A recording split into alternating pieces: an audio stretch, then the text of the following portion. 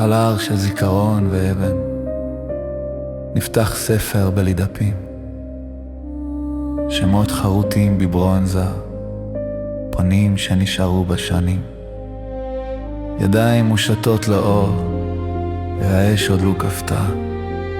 זה לא עבר שקפה, זו עדות חיה. מתוך המתכת יש נשימה, ובתוך הדממה צעקה.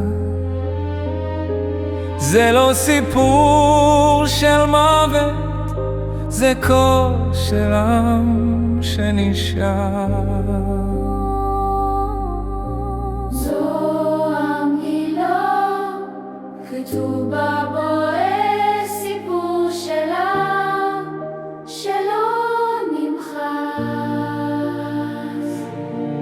מן הגטו אל הדגל, מן האפר אל האור, אנחנו החיטה שלא נמחקת בהיסטוריות. אם תיגע בברונזה תרגיש חום,